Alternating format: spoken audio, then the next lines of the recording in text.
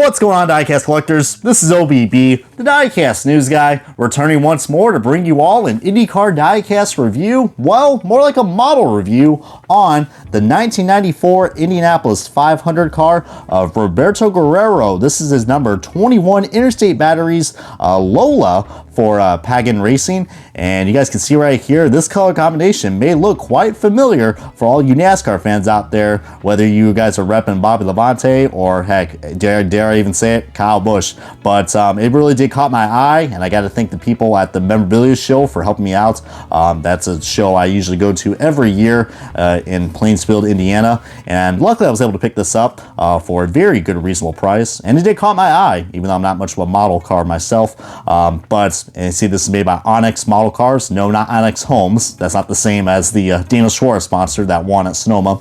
But anyways, let's go and start the official Diecast review and the official unboxing of this model for Roberto Guerrero's 1994 Indy 500 car. And alrighty, folks, we got this IndyCar model out of its box, and let me tell you what, guys, we got ourselves a really sweet treat right here in the studio, as I bet a lot of you guys did not even realize that Interstate Batteries actually sponsored an IndyCar for like 2 years at the 500. And what I'm showing you guys is one of them right here. This is the 1994 Indy 500 car that's the Colombian native himself, Roberto Guerrero, which I know that name might sound very familiar for all the IndyCar fans back then in the 80s and 90s, and especially even some F1 fans as well, because that is where actually Roberto Guerrero kind of began his open wheel racing as well. So, newsflash, he didn't really actually do too well in F1, so usually a lot of F1 rejects come to IndyCar. But yeah, Roberto Guerrero driving this number 21 Interstate Batteries Lola T94, if I'm not mistaken. Luckily, they were actually able to produce, Onyx, who made these cars back then. I don't think they're around anymore. They put the model number and what the actual chassis was, because they ran Lolas back then. Kind of like if you guys aren't aware what Lolas are, that's the type of chassis that they used. Before Delara came in the picture. But really interesting that we got right here, guys. I'm sure a lot of you Jeff Andretti fans out there are going to get a kick out of this one too, because yeah, Jeff Andretti also drove a car like this, very similar from the previous year. But what I find even more hilarious is that remember I said that Roberto Guerrero drove this 21 car and Jeff Andretti did too. Well, what if I tell you guys that in the 1993 Indy 500, both those cars wrecked? So I don't know if this was like a clue or a good indication to say, hey, Roberto Guerrero is going to take over this 21 car. But yeah, this is a really cool looking livery that we got right here, especially for all you fans out there that love Interstate Batteries. Hopefully you're not going to see this out on the interstate, as I know that this is a bad joke. But take a look at the differences that we got right here. We do got, of course, the driver figure inside, where he's looking a little green and mean, but just the driver helmet looks like it's painted on, and some nice detail to it. See the Simpson logo. And we also do got actually some mirrors too, which I believe one of them looks like is actually hold together. Looks like it's just some acrylic or rubber, kind of like what Mini GT does. But be very careful. It kind of looks like this one is about to probably see the other side of the moon. But we do get a little more detail right there where the roll hoop is right there, and of course more engine. I forgot what kind of part that is, but heck. But these Goodyear tires, Goodyear Eagles, believe it or not. I know this definitely feels like you got the Interstate Batteries livery and Goodyear Eagles. What? I thought that was only in NASCAR. Well, you can have them in IndyCar too, guys. But such a cool looking livery that we got right here. You all see where the sheet metal is. That just looks so freaking cool.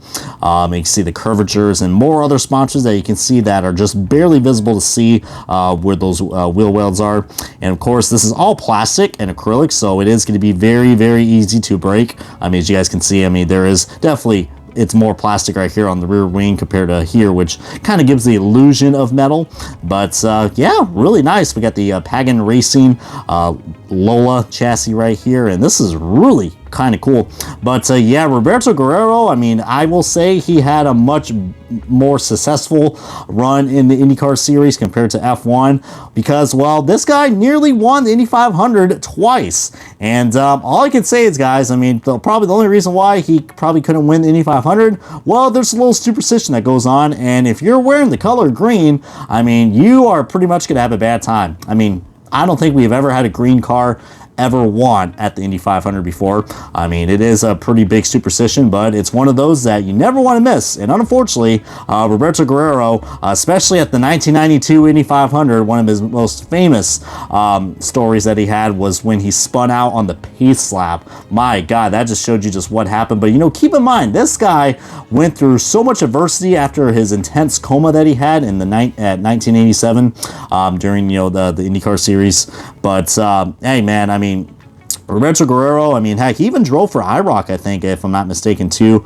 I mean, of course, he's still around with us. I mean, I don't know if he's still associated with IndyCar, but I think he does, like, off-road racing or something like that. But I don't know, if you guys have any memories to share about Roberto Guerrero, or is this your first time, you know, looking him up, probably recommend you guys checking out a lot of videos because, heck, it is the month of May after all, and I think this one right here was really cool. But I'm going to be honest with you guys, I actually mostly just got this car because I am a NASCAR fan, and I said, hey, Interstate Batteries, that looks pretty cool. And little did I know that I actually learned about this car right before I did the review too. So how about that? So if you guys learned something about this, then comment below because I think it's now appropriate to me to showcase now the side-by-side comparison of another Interstate Batteries car. And it is actually one I probably have not reviewed yet, but I done on a Mega Diecast review. Remember Kyle Busch's 2015, or I believe it just says 2016? I can't really tell, but I think that is the 2015, the debut of the Don's Throwbacks. So I decided, what the heck, let's show both throwbacks of the Interstate Batteries cars in the palm of my hands. And of course, one is a 1/64 scale, and the one right I'm showing you guys is a 1/43 scale. And yeah, I mean, you guys know me, I'm a NASCAR fan and an IndyCar fan, so I love it when the paint schemes match up. And of course, this one's supposed to represent the 1993 Daytona 500 winner with Dale Jarrett. Of course, we're 1 year over that, but still is pretty cool to say the least. I know some people don't really like it when I do these comparisons because you're gonna be like, you're gonna chip the car, but being very careful. Plus, you guys do like these comparisons, so appreciate y'all for that. But hey, you know, plus it kind of makes the diecast review complete. I mean, it's not a diecast review without the comparisons, right? But comment below, guys, if you guys have anything else to share about it, and let me know which Interstate Batteries car has been your favorite, whether it's IndyCar or NASCAR or something else in between.